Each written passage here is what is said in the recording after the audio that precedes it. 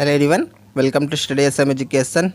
इस वीडियो में हम class 7 CBSE NCERT English book Honeycomb की poem dad and the cat and the Tree के क्वेश्चंस आंसर को डिस्कस करेंगे। तो चलिए इस वीडियो को शुरू करते हैं।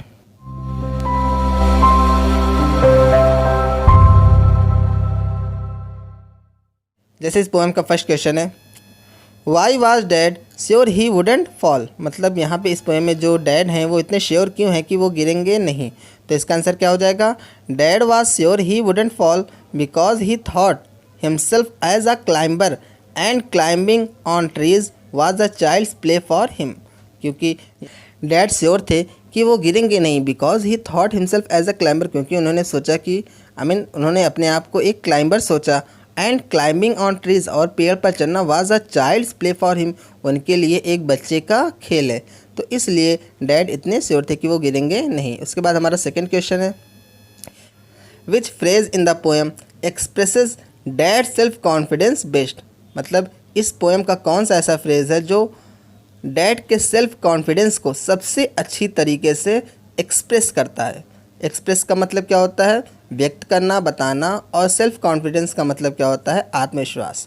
तो मतलब पोएम का कौन सा ऐसा फ्रेज है जो डैड के सेल्फ कॉन्फिडेंस को सबसे अच्छी तरीके से एक्सप्रेस करता है। तो इसका आंसर क्या हो जाएगा, the phrase in the poem expresses dad self confidence best is child's play this is. मतलब कि जो फ्रेज डैड के सेल्फ कॉन्फिडेंस को सबसे अच्छी तरीके से व्यक्त करता है वो कौन सा है, चाइल्ड्स प्ले। मतलब कि जो बच्चों का खेल है, या या तो मेरे लिए बच्चों का खेल है। ये जो फ्रेज़ है चाइल्ड्स प्ले दिस इज़, ये डैड के सेल्फ कॉन्फिडेंस को सबसे अच्छी तरीके से एक्सप्रेस करता है। उसके बाद हमारा थर्ड क्वेश्चन है, describe plan A and it's consequence. मतलब प्लान ए और इसके कॉन्सिक्वेंसेस को डिस्क्राइब करो। कॉन्सिक्वेंस का मतलब क्या होता है, परिणाम, रिजल्ट। मतलब प्लान ए और इसके परिणाम को डिस्क्राइब करो। तो इसका आंसर हमारा क्या हो जाएगा, plan A was to use the ladder in climbing the tree for bringing the cat down. मतलब जो प्लान ए था वो लैडर का यूज़ करके, लैडर क्या होता है, जो सीढ़ी होती है उसको हम लोग क्या बोलते हैं, लैडर बोलते हैं। तो लैडर का यूज़ करके, सीढ़ी का यूज़ कर कर पेड़ पर चढ़ने के लिए कैट को नीचे उतारना था, बट इट स्लिप्ड। लेकिन ये जो लैडर थी, सीढ़ी थी, वो स्लिप हो गई। And dad landed in the flower bed, और जो डैड थे वो फ्लावर बेड जो फूलों की क्यारी थी उस पर आकर गिर गए। उसके बाद हमारा फोर्थ क्वेश्चन है, plan C was a success. मतलब जो प्लान सी था वो सक्सेस था, व्हाट वेंट रॉन्ग देन, तब गलत क्या हुआ। तो इसका आंसर क्या हो जाएगा, plan C was a success, जो प्लान सी था वो सफल हुआ।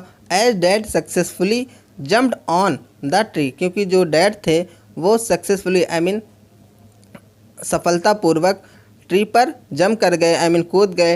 And landed flat right on the cat, और सीधे वो कैट के कहाँ पे जाकर वो कूदे थे, कैट के ऊपर कूदे थे। The cat gave a yell, और इसके बाद जो कैट थी वो चीखी थी। And sprang on the ground, और वो उछलकर ग्राउंड पर आ गई। But poor old dad struck on the tree, लेकिन जो बेचारे डैड थे वो ट्री में ही पेड़ पर ही फंस गए थे। उसके बाद हमारा फिफ्थ क्वेश्चन है, the cat was very happy to be on the ground. मतलब जो कैट थी वो ग्राउंड पर पहुंचकर बहुत खुश हुई। Pick out the phrase use to express this idea, उस फ्रेज को पिक करो जो इस आइडिया को एक्सप्रेस करता है। तो इसका आंसर क्या हो जाएगा, the phrase use to express this idea is pleased as punch to be. मतलब वो फ्रेज जो इस आइडिया को एक्सप्रेस करता है वो कौन है, pleased as punch to be. उसके बाद हमारा सिक्स्थ क्वेश्चन है, describe the cat and dad situation in the beginning. मतलब शुरुआत में जो डैड की और कैट की सिचुएशन थी, स्थिति थी, उसको डिस्क्राइब करो। And eight the end of the poem, और पोएम के एंड में। मतलब हमें क्या करना है, जो डैड और कैट की सिचुएशन थी शुरू में और एंड में, उसे हमें डिस्क्राइब करना, उसका हमें वर्णन करना है। तो हमारा आंसर क्या हो जाएगा, the cat was stuck on the tree. जो कैट थी वो ट्री पर फंस गई थी। And dad was trying his plans to bring it down in the beginning. मतलब और डैड क्या कर रहे थे, शुरू में इसे नीचे उतारने के लिए प्लान कर रहे थे। But at the end of the poem, लेकिन पोएम के एंड में, the cat sprang to the ground safely, जो कैट थी वो सेफली ग्राउंड पर उछलकर कूद गई। But dad got stuck on the tree, लेकिन जो डैड थे वो पेड़ पर ही फंस गए थे। उसके बाद हमारा 7th क्वेश्चन है, क्या है, why and when did dad say each of the following, मतलब ये जो फॉलोइंग वर्ड्स दिए गए हैं वो डैड ने कब और क्यों कहे। जैसे यहाँ पे क्या है, फॉल, यहाँ पे हमारा सेकंड नेवर माइंड, थर्ड है फनी जोक और फोर्थ क्या है, रबिश। चलिए देखते हैं जो हमारा फर्स्ट वर्ड फॉल है वो कहाँ डैड ने यूज़ किया है। तो क्या हो जाएगा, डैड सेड फॉल, मतलब डैड ने कहा फॉल, गिर जाऊँगा। When mum warn him about fall, जब मम ने उन्हें गिरने से वार्न किया था, आई मीन गिरने से बचने के लिए वार्न किया था। ही सेड सो स्कॉर्नफुली, उन्होंने काफ़ी अवज्ञापूर्वक, स्कॉर्नफुली का मतलब क्या होता है, अवज्ञा, आई मीन आज्ञा ना मानते हुए, उसको हम लोग क्या बोलते हैं, स्कॉर्नफुली। तो उन्होंने काफ़ी स्कॉर्नफुली उसका जवाब दिया। उसके बाद हमारा जो सेकंड वर्ड है नेवर माइंड, वो डैड ने कहाँ यूज़ किया था, चलिए देखते हैं।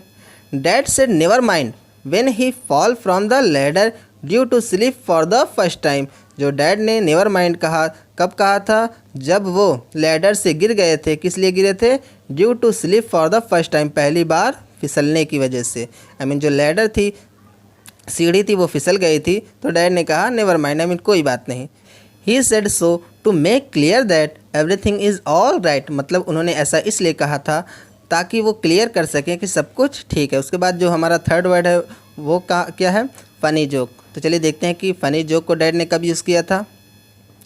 डैड सेड फनी जोक, मतलब डैड ने फ़नी जोक कहा when mum warn him of falling again, जब मम ने, जो मदर थी, उन्होंने उन्हें फिर से गिरने के लिए वार्न किया था। ही सेड सो बिकॉज, उन्होंने ऐसा इसलिए कहा था क्योंकि he was over confident of the success of the his plan B, क्योंकि वो उनके अपने प्लान बी को लेकर ओवर कॉन्फिडेंट थे। उनको पूरा विश्वास था कि उनका जो प्लान बी है वो पूरी तरीके से सफल हो जाएगा, तो उसको लेकर वो ओवर कॉन्फिडेंट थे, इसलिए उन्होंने कहा फनी जोक। उसके बाद हमारा जो फोर्थ वर्ड है क्या है, रबिश। तो जो रबिश वर्ड है वो डैड ने कब कहा था, चलिए देखते हैं।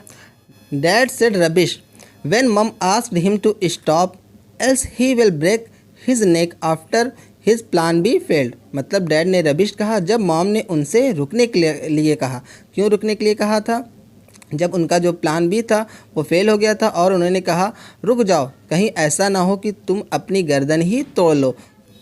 ही said so because he thought that his plan C will work and he will climb the tree easily, उन्होंने ऐसा इसलिए कहा क्योंकि उन्होंने सोचा कि उनका जो प्लान सी है वो वर्क करेगा और वो ट्री पर आसानी से ईजिली का मतलब क्या होता है, आसानी से, वो ट्री पर ईजिली चढ़ जाएंगे। जैसा कि बच्चों यहाँ पे विल यूज़ हुआ है, जैसे plan C will work and he will climb, तो दोनों जहाँ क्या यूज़ हुआ है, विल यूज़ हुआ है। तो हमें विल यूज़ नहीं करना है, बल्कि क्या यूज़ करना है, विल की पास्ट फॉर्म वुड यूज़ करना है, WOULD, वुड यूज़ करना है।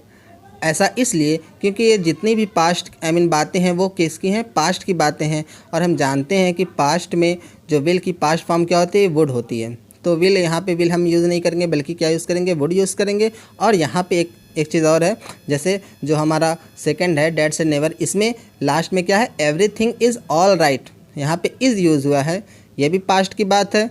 ये जो कहानी है वो बीत चुकी है, हमने इसे पढ़ ली है। तो ये ऐसा अगर हम देखें तो जितना भी यहाँ पे यूज़ हुआ है सब पास्ट की ही फॉर्म है, तो इसलिए यहाँ पे भी हम क्या यूज़ करेंगे, इज़ नहीं यूज़ करेंगे, बल्कि क्या यूज़ कर देंगे, वाज यूज़ कर देंगे। तो ये दोनों आपको करेक्शन करनी है, इज़ की जगह वाज यूज़ करना है और विल की जगह विल की पास्ट फॉर्म वुड यूज़ करना है। उसके बाद हमारा 8th क्वेश्चन है, do you find the poem humorous, क्या आपको ये जो पोएम है ह्यूमरस लगती है। Read aloud lines which make you laugh, उन लाइन्स को पढ़ो जो आपको लाफ देती हैं, हंसी देती हैं, जिनको पढ़ने के बाद आपको हंसी आती है, उन लाइन्स को आप अलाउड तेज़ी से पढ़ो। उसके बाद इसका आंसर क्या हो जाएगा, यस, हाँ, द पोएम इज़ ह्यूमरस, जो पोएम है वो क्या है, ह्यूमरस है। ह्यूमरस का मतलब क्या होता है, हास्यकर। It draws funny situation of Dad while climbing trees, मतलब ये जो पोएम है वो फ़नी सिचुएशन को ड्रॉ करती है, खींचती है, उसका चित्रण खींचती है, किसकी, जो डैड हैं उनकी फ़नी सिचुएशन को खींचती है जब वो पेड़ पे चढ़ रहे होते हैं। मोरओवर, और इससे भी कहीं ज़्यादा, dad over confidence of climbing tree added more humour of the poem, जो डैड का ओवर कॉन्फिडेंस है पेड़ पर चढ़ने के लिए, वो पोएम में और ज़्यादा ह्यूमर लाता है, आई मीन जो हास्यकर चीज़ें हैं उसको पैदा करता है। The dialogue is written in more funny way, और जो डायलॉग है वो और ज़्यादा फ़नी तरीके से रिटन है, आई मीन लिखा गया है। मतलब इस पोएम के जितने भी डायलॉग्स हैं वो फ़नी तरीके से लिखे गए हैं। सो बच्चों, this is the complete question answer of your poem dad and the cat and the tree. Hope आपको इन क्वेश्चंस के आंसर अच्छी तरीके से समझ में आए होंगे। फिर भी आपको कोई डाउट है, कोई प्रॉब्लम है, तो आप मुझे कमेंट सेक्शन में भी पूछ सकते हैं। If you like this video please like, subscribe, comment and share with your friend. Thank you for watching this video. Thank you.